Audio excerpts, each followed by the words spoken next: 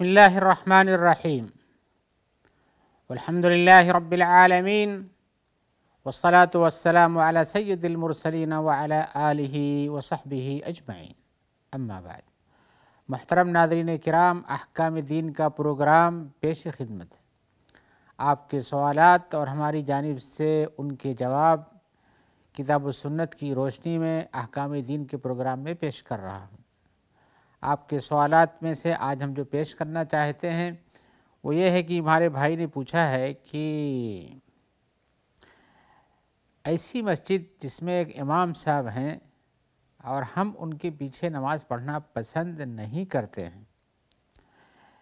اور یہ وجہ نہیں ہے کہ ان کے اندر کوئی شرعی طور پر کمی ہے، لیکن میری اپنی ان سے دشمنی ہے، اس بیس پر میں ان کے پیچھے نماز پڑھنے میں اچھا نہیں سمجھتا ہوں۔ کیا میرا یہ عمل درست ہے کہ میں جماعت والی مسجد چھوڑ کر کے کسی اور جگہ یا گھر میں یا کسی اور جگہ نماز پڑھ لیتا ہوں، لیکن ان کے پیچھے ناپسند ہونے کی وجہ سے پڑھتا نہیں، جبکہ شرعی طور پر ان کے پاس کوئی ایسی کمی نہیں جس کی بنیاد پہ چھوڑ دیا جائے؟ جواب میں یہ کہوں گا کہ جب شرعی طور پر ان کے پاس کوئی امامت کی کمی نہیں ہے تو آپ کو اپنی دشمنی مسجد میں باجماعت نماز پڑھنے کے بارے میں نہیں نکالنی چاہیے۔ حق تو یہ تھا کہ آپ وہ عبادت اللہ کے لیے کرتے ہیں، اس کے لیے جو امامت کرتا ہے شریعت کے حساب سے اس میں ایسی کوئی کمی نہیں ہے۔ آپ کی کسی بات میں ان سے عداوت ہے، ذاتی دشمنی ہے، کوئی بھی ہو، بزنس کی ہو، تجارت کی ہو، بات چیت کی ہو، اخلاق میں کوئی چیز آپ کو ناپسند آئی ہو کہ بھئی ہم سے ایسے بات کیا یا ایسے کہہ دیا، تو آپ کی یہ ذاتی دشمنی اس بات کو نہیں اجازت دیتی ہے کہ آپ اس کے پیچھے نماز چھوڑ دیں، بلکہ حق تو یہ ہے کہ آپ کو یہ دشمنی مٹا لینی چاہیے، نہ کہ اس کی بنیاد پر آپ کو مزید دشمنی کرتے ہوئے اس کے پیچھے نماز پڑھنا چھوڑ دینا چاہیے۔ اور اللہ تبارک و تعالیٰ تو فرماتے ہیں کہ مومن آپس میں بھائی بھائی ہوتے ہیں، تو جب آپ بھی مومن ہیں اور وہ بھی مومن ہیں اور امام صاحب بھی ہیں اور ان کے اندر شرعی اعتبار سے کوئی کمی نہیں ہے امامت کے بارے میں، ساری شرطیں پوری ہوتی ہیں، تو آپ کو ذاتی دشمنی کی بنیاد پر ان کے پیچھے نماز چھوڑ دینا یہ شرعی طور پر درست نہیں ہے۔ اللہ تعالیٰ فرماتے ہیں والمؤمنون والمؤمنات بعضهم اولیاء بعض، اور مومن مرد اور مومن عورتیں آپس میں، یعنی مومن مرد مومن مردوں کے لیے اور مومن عورتیں مومن عورتوں کے لیے آپس میں دوست اور قریبی ہیں۔ تو جب اللہ تبارک و تعالیٰ ایمان کی شرط کے ساتھ آپ کو ان کا قریبی اور دوست بتاتا ہے اور ان کا ولی بتاتا ہے، تو آپ کو پھر اس سے اعراض کرنا درست نہیں ہے، اور یہ اگر آپ ایسا کرتے ہیں تو گویا کہ آپ شرعی طور پر آپ کی غلطی ہے، اس لیے کہ شیطان تو چاہتا ہی ہے کہ آپ کو ان کی دشمنی میں لگا دے اور آپ اس سے دور ہو جائیں، اور شیطان کیا چاہے گا؟ مالی اعتبار سے نہیں، بلکہ تو چاہے گا آپ دین کے حساب سے دور ہوتے جائیں، جتنی ہی دوری اختیار کریں گے اس کو اتنی خوشی ہوگی۔ اس بات جو میں کہہ رہا ہوں یہ اللہ کے فرمان میں آیا ہوا، اللہ تعالیٰ فرماتے ہیں انما یرید الشیطان ان یوقع بینکم العداوۃ والبغضاء فی الخمر والمیسر، کہ شیطان جو چاہتا ہے کہ تم لوگوں کے درمیان دشمنی پیدا کر دے، آپس میں بغض و عناد پیدا کر دے شراب میں اور جوئے کے بارے میں، یعنی یہ دو کام بھی ایسے ہیں جو دشمنی اور عناد کو بڑھاوا دیتے ہیں۔ پی لیتا ہے تو بہت کچھ اول پھول بکتا ہے، جوئے میں ہار جاتا ہے، جیت جاتا ہے، تو اس کی بنیاد پر بڑی دشمنیاں ہو جاتی ہیں۔ ایسے اور کوئی کام ہو آپ کا تو شیطان کی مرضی ہے کہ آپ اپنے بھائی سے دور ہو جائیں اور ایسے کام میں لگ جائیں جو کہ برا ہو، تو آپ شیطان کی مرضی کو پورا ہونے سے بچیے، اور اللہ تبارک و تعالیٰ نے جو مومنوں کو آپس میں بھائی بھائی قرار دیا ہے تو ان کے ساتھ رہیے۔ انما المؤمنون اخوہ، مومن آپس میں بھائی بھائی ہوتے ہیں، لہذا آپ کے لیے ضروری ہے کہ آپ اپنے بھائی سے ذاتی دشمنی کی بنیاد پر اس سے قطع تعلق نہ کریں، بلکہ تعلق کو جوڑیں اور دشمنی کے جو اسباب ہو گئے ان کو مٹانے کی کوشش کریں۔ مٹانے کا راستہ کیا ہو سکتا ہے؟ اگر آپ ذاتی طور پر اس سے ڈائریکٹ جا کے نہیں ملنا چاہتے ہیں تو کسی دوسرے آدمی کو کہیں کہ بھائی ہم دونوں کے درمیان ثالثی کر دو اور ہمارے اس کے درمیان اس طرح سے بگاڑ ہو گیا ہے، اس کا حل نکال دو، اور اس طرح سے یہ حل ختم، اس کے ذریعے سے آپ کی دشمنی ختم ہو سکتی ہے۔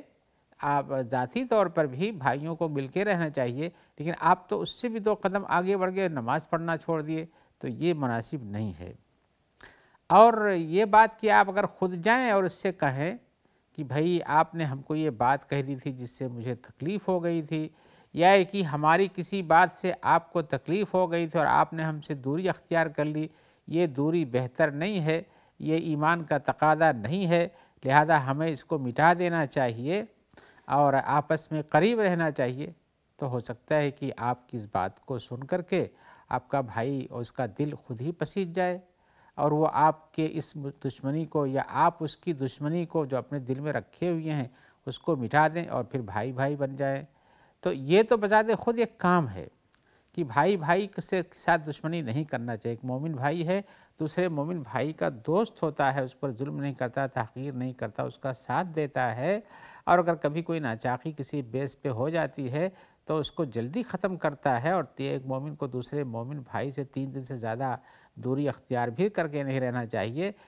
لیکن اگر اور خاص طور سے آپ کہتے ہیں کہ ہمارے اس کے درمیان ایسی کوئی شرعی بات نہیں ہے، ذاتی دشمنی ہے، شریعت کا کوئی معاملہ ہو جس کا بات کا متقاضی ہو کہ آپ اس کا بائیکاٹ کر دیں، اس کے مسائل الگ ہیں، لیکن آپ کو اس حالت میں اس سے ملنا چاہیے اور آپ کے آپس کی دشمنی کو مٹا دینا چاہیے اور مل کے رہنا چاہیے۔ اور خاص طور سے نماز کے بارے میں جو آپ نے دوری اختیار کی ہے، ہماری نصیحت ہے، بلکہ شریعت کا تقاضا بھی ہے کہ آپ مل کر رہیں اور نماز وہیں پڑھیں جو آپ کے جماعت والی مسجد ہوتی ہے۔ ہاں، یہ ہمارے ایک بھائی کا اور سوال ہے، وہ پوچھتے ہیں خاص مسئلے کے بارے میں جو کہ حدیث میں آیا ہوا ہے کہ رسول اللہ صلی اللہ علیہ وسلم نے منع کیا ہے کہ آدمی خطبہ کے درمیان احتبا نہ کرے۔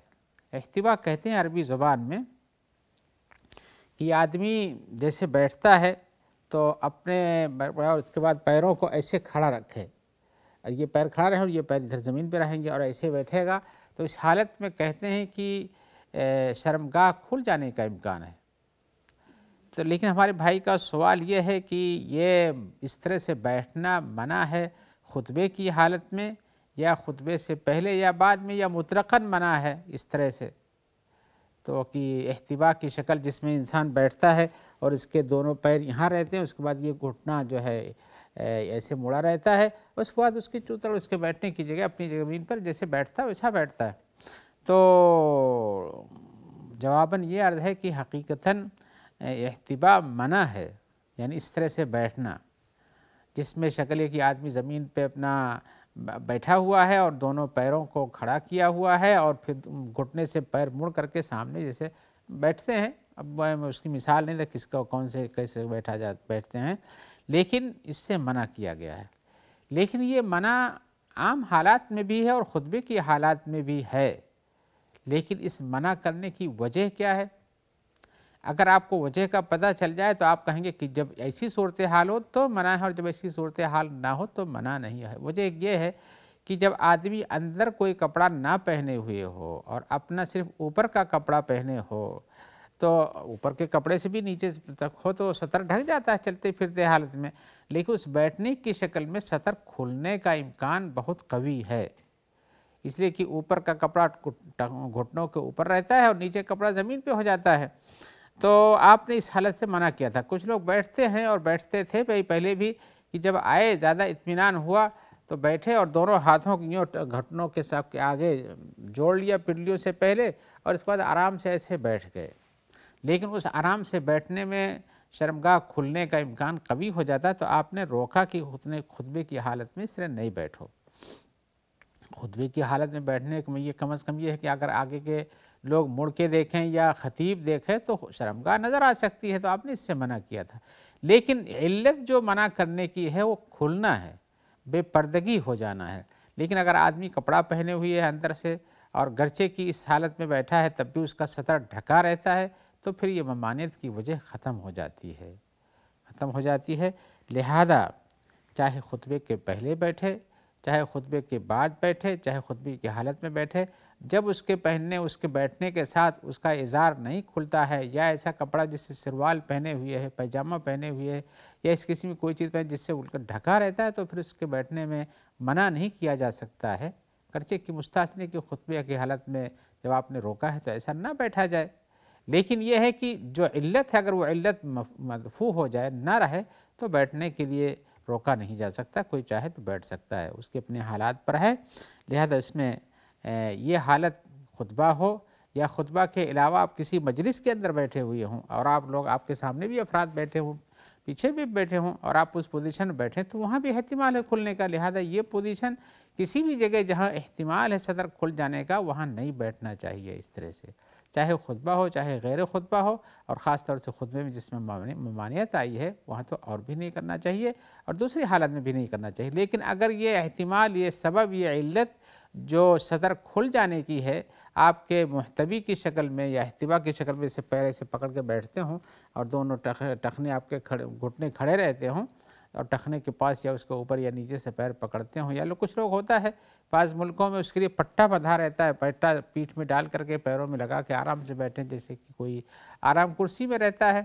اس پوزیشن میں ہو جاتے ہیں، لیکن جب وہ سطر کھلنے کا امکان ہے تو اس حالت سے بچنا چاہیے، اس سے نہیں بیٹھنا چاہیے۔ ہمارے سامنے آگے کا سوال ہے، ہمارے ایک بھائی پوچھتے ہیں کہ ہمارا ایک بھائی ہے جو حج کرنا چاہتا ہے اپنے والد کی طرف سے، لیکن کیا اس کے اوپر قربانی کرنا بھی ضروری ہے؟ یعنی جو دم دیا جاتا ہے منی میں ذبح کیا جاتا ہے، اس کو ہدی بولتے ہیں، وہ ضروری ہے؟ یا اور کیا اگر وہ نہ پائے، ہدی نہ خرید سکے یعنی قربانی کا جانور نہ خرید سکے تو کیا وہ روزہ رکھے گا؟ اور کیا اس روزے کی شکل میں 10 دن کا جو روزہ آیا ہوا ہے حج کے تذکرے میں اتنا رکھنا کافی ہوگا؟ اور بھی ایک سوال اس کے ساتھ پوچھتے ہیں وہ، اور مان لیجئے کہ اگر اس کے پاس قربانی کا جانور خریدنے بھر کا پیسہ ہی نہیں ہو اور قربانی یعنی اس کو قربانی کرنا چاہیے، تو کیا ایسی صورت میں پھر وہ روزہ رکھ سکتا ہے؟ جبکہ اس پاس پیسہ ہے جس کے اگر قربانی کے جانور خریدے اس کی پریشانی بڑھ سکتی ہے، تو کیا ان کو نہ خرید کر کے صرف روزے پر اتفاق کرے جبکہ اس کے اوپر قربانی کرنا ضروری تھا؟ ایک ہی مسئلے کے کئی سوال ہیں ایک ہی متعلق سے، یعنی قربانی کے حج میں قربانی کے مسئلے سے متعلق۔ تو پہلے یہ کہ وہ دوسرے کی طرف سے حج کرنے جا رہے ہیں، اور حج دوسرے کی طرف سے اسی پوزیشن میں ہوتا ہے جب جس کی طرف سے حج کیا جا رہا ہے وہ مر چکا ہو اور حج کرنے کے لائق تھا، نہیں کر سکا، یا ایک اتنا بڈھا ہو گیا ہے کہ سواری پر بیٹھ نہیں سکتا ہے، یا اور کوئی ممانعت اس کے ساتھ آ گئی ہے جس کی بنیاد پر وہ سفر کے لائق نہیں ہے، تو اسی صورت میں حج بدل کرنا یا کہ بچے کا اپنے باپ کی طرف سے حج کرنا یہ درست ہے۔ اور اس کی وجہ یہ ہے کہ رسول اللہ صلی اللہ علیہ وسلم سے ایک عورت نے پوچھا تھا تو اس نے کہا کہ اللہ کے رسول، میرے باپ کو یہ حج کا فرض جب آیا تو اس وقت وہ اتنے بڈھے ہو گئے ہیں کہ سواری پر بیٹھ نہیں سکتے، یعنی مسلمان ہوئے لیکن بہت بڑھاپا ہے ان کے اوپر، تو ایسی صورت میں کیا میں ان کی طرف سے نیابتاً ان کے بدلے میں حج کر لوں؟ اور ان کو چونکہ بچوں کی سواری پر آنے کے لائق نہیں ہے تو آپ نے کہا کہ ہاں کر لو۔ تو اسی صورت میں ایسے انسان جو اپنی مجبوری کی بنیاد پر حج نہیں کر سکتا اور آگے بھی امکان موجود نہیں دکھائی دیتا ہے تو اس کی طرف سے حج بدل کیا جا سکتا ہے۔ اب وہ آگے حج بدل تو کیا جانے میں کچھ حرج نہیں، لیکن آپ نے جو مسئلہ پوچھا وہ قربانی کے بارے میں ہے۔ قربانی میں حج کے اندر 3 طرح کا حج ہوتا ہے، ایک حج تمتع اور ایک حج قران اور ایک حج افراد۔ حج تمتع تفصیل بھی بتا دوں، حج تمتع وہ حج ہوتا ہے جس میں آدمی حج کرنے والا اپنے یہاں سے اپنے ملک سے یا احرام باندھ کے یا کہیں سے پہنچتا ہے مکہ، اور اس کے بعد عمرہ کرتا ہے اور عمرہ کرنے کے بعد اپنا احرام کھول دیتا ہے، اور جب تک مکے میں رہتا ہے بلا احرام کے رہتا ہے، اور اس کے بعد جب حج کا وقت آتا ہے تو 7ویں تاریخ کو تیاری کرتا، 8ویں کی صبح کو وہ منی کے لیے روانہ ہو جاتا ہے، اور منی میں ظہر، عصر، مغرب، عشاء اور فجر پڑھتا ہے، پھر عرفات جاتا ہے، وہ تفصیل تو حج کے مسائل میں بیان کرنا چاہیے۔ تو اس طرح سے 2 بار احرام باندھتا ہے، ایک پہلے احرام عمرے کے کر کے جاتا ہے اور عمرہ کر کے ختم کر لیتا ہے، دوسرا احرام حج کا باندھتا ہے 8ویں تاریخ کو۔ تو اسی صورت میں 2 احرام باندھتا ہے، تو بیچ میں جو وقت بچتا ہے، 10 دن پہلے پہنچا، 15 دن پہلے پہنچا، 2 دن پہلے پہنچا، 1 دن پہلے پہنچا، لیکن بیچ میں گیپ ہوتا ہے تو اس گیپ سے فائدہ اٹھاتا ہے، फ़ायدہ اٹھاتا ہے اس معنی میں کہ احرام جب بندھا رہے تو کئی ساری چیزیں منع رہتی ہیں، سر نہیں ڈھک سکتا ہے، بال نہیں کٹوا سکتا ہے، ناخن نہیں کاٹ سکتا ہے، اور بھی چیزیں، خوشبو نہیں لگا سکتا ہے، خوشبو، تو یہ سب چیزیں اور بھی چیزیں ہیں جو منع ہو جاتی ہیں۔ لیکن جب وہ احرام کھول دیا ہوتا عمرہ کرنے کے بعد تو اس کو ساری چیزوں سے فائدہ اٹھانا جائز ہو جاتا ہے، اس کو حج تمتع کہتے ہیں، تو متمتع رہتا ہے وہ، اور اس میں قربانی دینا بھی ضروری ہے۔ دوسرا حج قران ہے، یعنی جس میں حج اور عمرہ اور حج دونوں جوڑ دیے جاتے ہیں، یعنی ایک بار میقات سے جہاں سے احرام باندھ کے مکہ آیا جاتا ہے یا جہاں سے بھی احرام باندھے وہ، تو یعنی میقات کے اندر ہو یا میقات کے باہر سے آئے میقات پہ احرام باندھتا، تو اس کے بعد سے وہ اپنے حالت احرام میں رہتا ہے 2 دن 4 دن جیسے اس کے پاس پہلے پہنچا ہوا ہے، اور احرام نہیں کھولتا ہے، اور اسی طرح سے ایک محرم حاجی کی طرح سے ساری پابندیاں برقرار رکھتا ہے، یہاں تک کہ حج آ جاتا تو حج کے ساتھ حج کرتا ہے۔ اس پر بھی قربانی دینا ضروری ہے، خاص طور سے جب ساتھ میں لایا ہو۔ تیسرا یہ ہے کہ آدمی آتا ہے اور حج کرتا ہے، اور حج کی نیت سے وہاں سے چلتا ہے اور آ کے حج کرنے کے لیے آ کے مکہ میں چاہے وہ طواف واف کرے، لیکن اس کے لیے حج میں باقی رہتا ہے اور حج ہی صرف کرتا ہے، اور اس طرح سے حج کے ارکان سارے 8ویں تاریخ کو جو ہوتے ہیں اس کو پورا کرتا ہے، اور اس طرح سے اس پر قربانی کا جانور ذبح کرنا ضروری نہیں ہے، لیکن اس کے لیے یہ ہے کہ وہ 10 دن کے روزے رکھے گا، 3 دن حج میں، بقیہ 7 دن جب سفر سے لوٹتا ہے۔ تو ایسی صورت میں آپ جو حج کرنا چاہتے ہیں حج بدل، تو آپ جو حج کریں گے اسی حساب سے قربانی بھی دینی پڑے گی۔ حج تمتع میں قربانی، حج قران میں قربانی، اور حج افراد میں قربانی نہیں ہے۔ لیکن آپ کے ایک سوال میں یہ ہے کہ ہمارے پاس پیسہ ہی نہیں، ہم پیسہ خرچہ کر دیں گے تو بقیہ اخراجات بند ہو جائیں گے، تو مجبوری کی حالت میں روزہ جائز قرار دیا جا سکتا ہے، ان میں بھی بشرطے کہ آپ کے پاس حقیقتاً یہ مجبوری پائی جاتی ہو۔ اور آئیے اسی جواب کے ساتھ ہم آپ سے اجازت لیتے ہوئے امید رکھتے ہیں کہ انشاءاللہ اللہ تبارک تعالیٰ ہم سب کو توفیق دیں، دوبارہ آپ سے ملاقات رہے گی، آپ کے سوالات ہوں گے اور ہماری جانب سے ان کے جواب حاضر کیے جائیں گے۔ تب تک کے لیے ہم دعا کرتے ہیں کہ اللہ تعالیٰ ہمیں اور آپ کو خیریت سے رکھے، اور جو لوگ اس پروگرام کو آپ تک پہنچاتے ہیں ان سب کو اللہ تعالیٰ خیریت سے رکھے۔ والسلام علیکم ورحمۃ اللہ وبرکاتہ۔